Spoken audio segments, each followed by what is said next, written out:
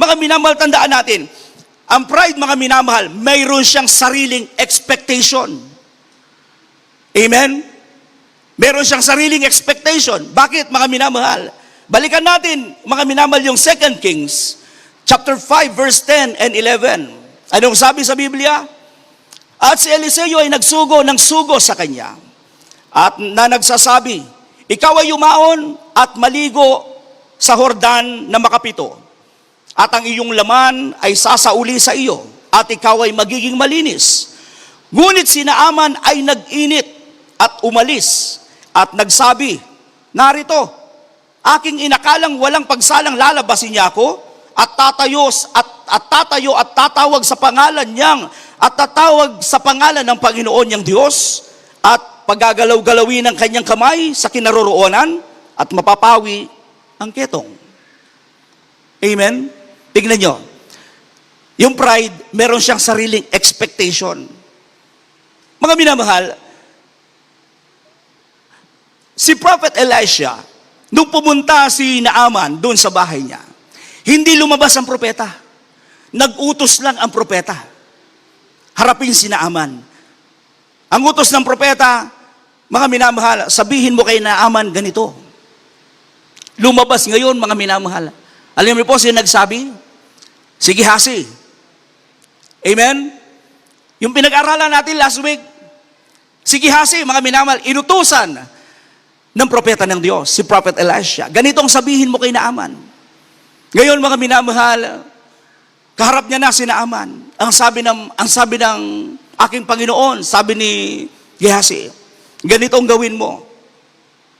Yumaon ka at maligo ka sa Hordan ng makapito.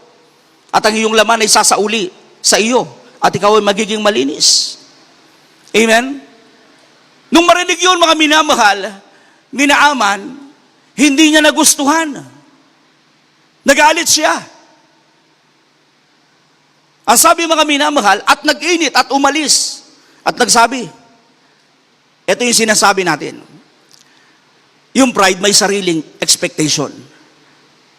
Yung expectation, mga minamahal, yung inaasahan ni Naaman na gagawin ng propeta sa kanya. In-expect niya, ganun ang gagawin niya. Nang sabi niya, mga minamahal, ang akala ko, walang pagsalang, haharapin niya ako, sabi ni Naaman. Akala ko lalabas siya sa kanyang bahay at ako mismo ang kakausapin niya. At tatayo siya at tatawag sa Panginoon. At paggagalaw-galawin ang kanyang kamay sa kinaroroonan at mapapawi ang aking ketong. Amen? Pero hindi yun ang naging expectation ni Naaman. Hindi ganun yung pangyayari na gusto niya, mga minamahal. Ang nangyari sa kanya. Praise the Lord. Nung inutusan siya, ang sabi sa kanya, pumunta ka ng Jordan River. Tapos sabi ni Gehazi sa kanya, ang sabi ng propeta, lumubog ka. Magpalubog ka ng 7 times. Sabi niya. Doon siya nagalit. Bakit, mga minamahal? Dahil nga, may pride. Amen? Praise the Lord. Dahil nga, may ine-expect siya. Yung ine-expect niya, yun ang gusto niya talaga. Yun ang gusto niya, mga minamahal, mangyari. Amen? Purihin ang ating dakilang Diyos. Mga minamahal, kung titignan natin, mga minamahal, napakadali lang ng utos ng propeta. Amen? Napakadali lang ng utos, mga minamahal. Napakasimple lang ng utos. Nang sabi, mga minamahal, pumunta ka sa Jordan River. Ilubog mo yung sarili 7 times, sabi, mga minamahal. Pagkatapos, sasauli yung dati mong balat. Malilinis ka. Praise the Lord. Pero naghalit pa siya. Amen? Pero narinig niya na. Yung sinabi, mga minamahal. Pag ginawa niya yun, sasauli yung dating kanyang mga minamahal kutis. Amen? Mawawala yung kanyang ketong. Magiging malinis siya. Pero mga minamahal, nagalit siya. Kasi nga, hindi yun ang kanyang ine-expect. Amen? Mataas na mataas talaga. Yung pride. minsan ganito tayo. Praise the Lord. Minsan ganito tayo, mga minamahal. Amen? Nagkakaroon din tayo ng sariling expectation. Paano, mga kapatid? Kapag may hinihingi tayo sa mahal na Panginoon, kapag nagpe-pray tayo sa ating dakilang Diyos, amen? Gusto natin ibigay agad ng mahal na Panginoon. Praise the Lord. Gusto natin, mga minamahal, pag nag-pray tayo sa ating dakilang Diyos, halimbawa na lang, mga minamahal, kung estudyante tayo, mahal na Panginoon, may test kami. Gusto ko bukas, pasado na ako. Amen? Praise the Lord. Pero mga minamahal, hindi lumabas yung resulta sa in-expect mo. Amen? Yung bang mga minamahal, minamadali natin ang mahal na Panginoon. Praise the Lord. At minsan, kapag hindi nangyari yung gusto natin, nagtatampo tayo. Amen? Pag hindi nangyari yung gusto natin, nagtatampo tayo. Nagtatampo tayo sa mahal na Panginoon. Amen? May time pa, mga minamahal, nagrereklamo na tayo, nagagalit tayo, mga kapatid. Praise the Lord. Lalo na, mga minamahal, kapag pinapaghintay tayo ng mahal na Panginoon. Amen? Kasi mga minamahal, iba yung expectation natin, mga minamahal. Iba yung ina-expect natin, mga minamahal. Praise the Lord. Ngunit mga minamahal, ito po ang ating pakatandaan. Hindi obligado ang mahal na Panginoon na sundin yung ating gusto. Amen? Bakit? Dahil sabi sa Isaiah, pakibasa po, Isaiah chapter 55, verse 8 and 9. Ito pong maliwanag.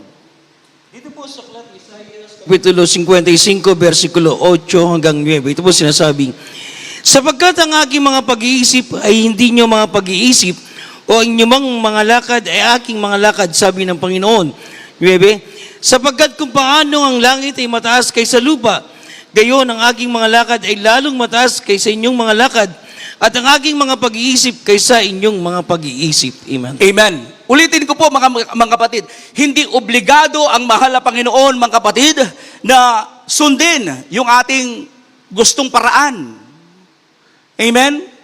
Minsan kasi, mga minamahal, yung gusto nating paraan, yun ang gusto nating masunod. Pero ang sabi sa Biblia, mga minamahal, ang sabi ng mahal na Panginoon, ang inyong pag-iisip ay hindi ko pag-iisip. Ang inyong mga paraan ay hindi ko paraan. Ang inyong mga lakad ay hindi ko lakad.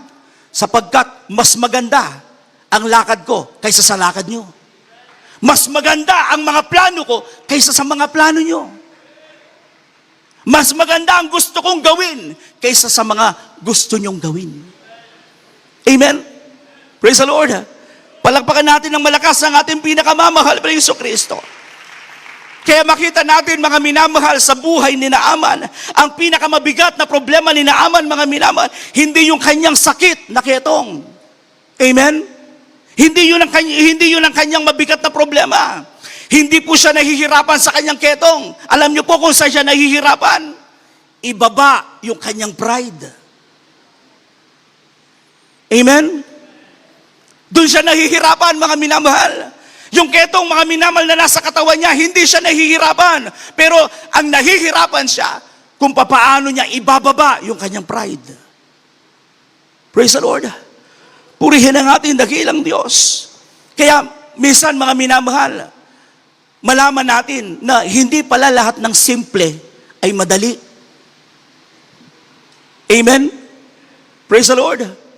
Sa buhay natin, mga minamahal, mauunawaan natin yan.